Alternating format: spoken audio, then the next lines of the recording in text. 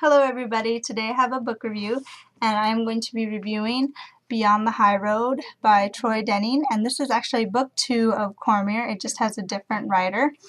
And so let's get started. Basically, what do we have? We have a different writer, so we have different character portrayals and we have different tone.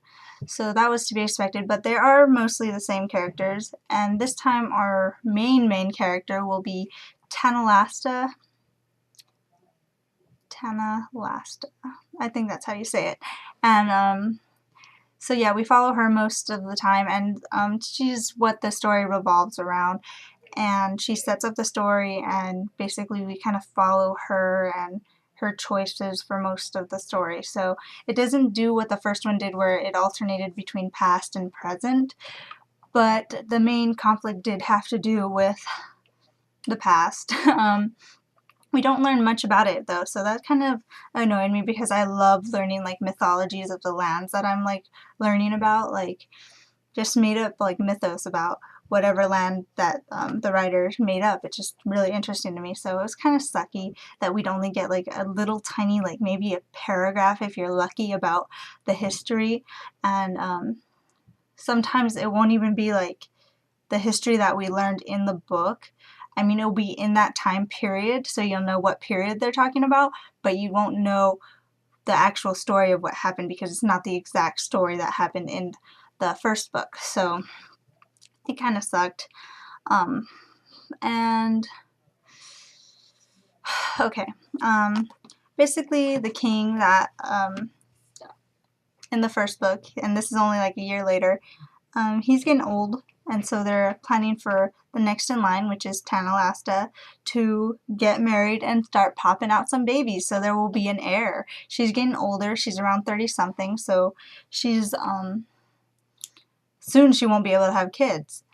And so we have to, she has this like vision that like if she doesn't marry the one she loves, that she will doom the whole like world or whatever, or all of Cormyr. And so the guy that's currently courting her, that they're all planning for her to marry, she feels isn't the guy that she loves. And so she basically goes on her own thing, and because she like daddy told her that she couldn't have some things that she wanted, and she's such a brat that if she doesn't get the things she wanted, she will even put herself in danger. So she goes on her own little quest. I mean, it was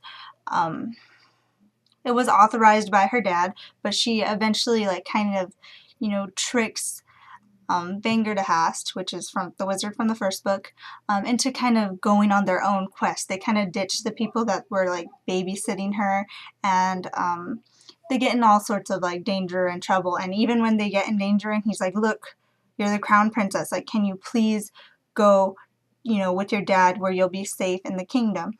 And she basically says, "No, I want to do my own thing."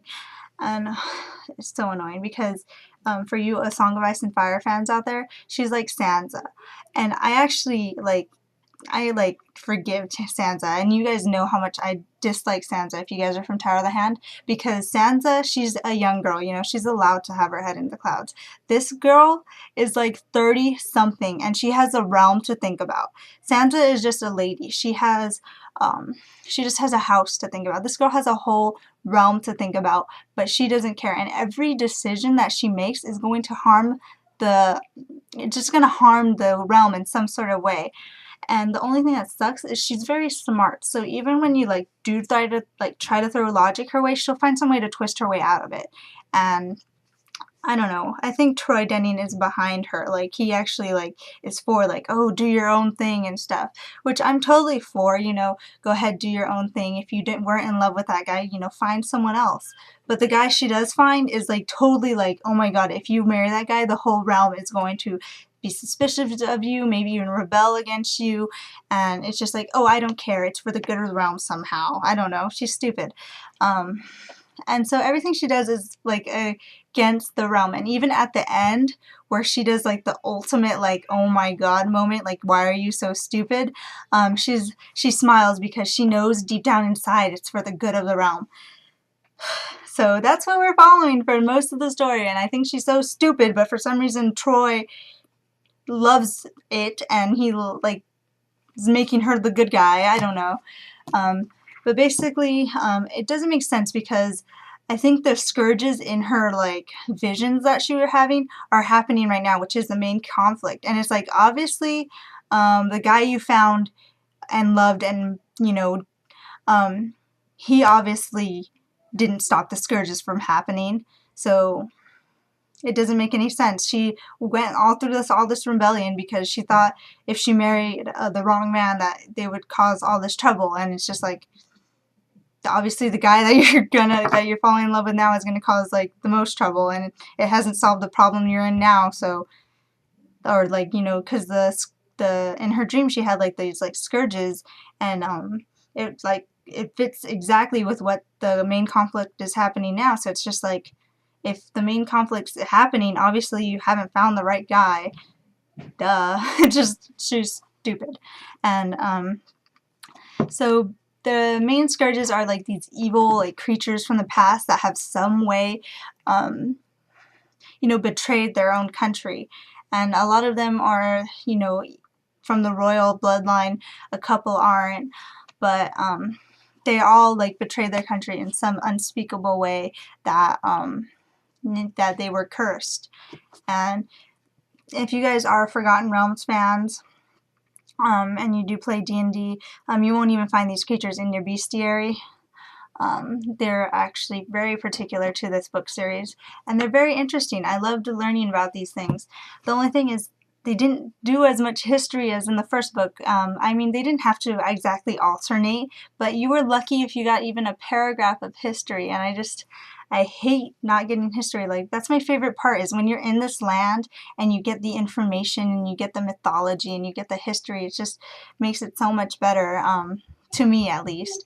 And we didn't get a lot of that here, and we got like more than enough in the first one. But there's like 0 to none in here. So that sucked. But at the end, I don't want to give too much away because it's really interesting, the whole storyline. Besides following Tenalasta, I hated that. Ugh. But it was really interesting. And if you would wonder what it's like to follow Sansa the entire trip, like Sansa in her mindset but at 30 years old, then pick up this book, because I can imagine this is what it would be like. So yeah, basically they did what I said they did at the end again. We did not follow the same storyline from the first one, where I said that there was like that red wizardess that never got solved. That wasn't brought up in the book either, so obviously my prediction was wrong. But also in this one, we didn't solve the problem exactly. We kind of left off on like this very big oh my god moment, a very big cliffhanger, and it didn't get finished. I mean, we were very on this like, what is it called, climax. We were like right there, and that's where it ended. And I swear, if they do what they did in the first one, where I do not know how it gets solved, and then I go to the third one and it's a totally different story, I'm going to be very upset because I need the story to be finished, because it's a lot bigger than the other story, because it's just a wizardess who wants her son to be, the royal bloodline. This one is actually like these very creepy, scary creatures about to destroy all of Cormyr, and perhaps even the world if they get the chance. And I want to know what happens. So I'm looking forward to the third one. Pick this up. It's a lot different from the first one, so if you guys picked up the first one, don't expect a lot of similarities. I mean, there is a different writer and it's a different storyline, but with most of the same characters. This one I felt was a lot more role-play-ish. Like, you feel like, you actually played D&D, or, one of those role-playing games. I play Pathfinder. But it feels like you're playing one of those role-playing games and someone wrote it down in story form. So that's what it felt like, and it didn't feel that much like that in the first one. So let's see what they do, because I know the third book is written by someone else. Oh, this one's by Ed Greenwood and Troy Denning. And the first one was Ed Greenwood and Jeff Grubb. So we get Ed Greenwood back, but it's with this guy instead of Jeff Grubb. Jeff Grubb got ditched.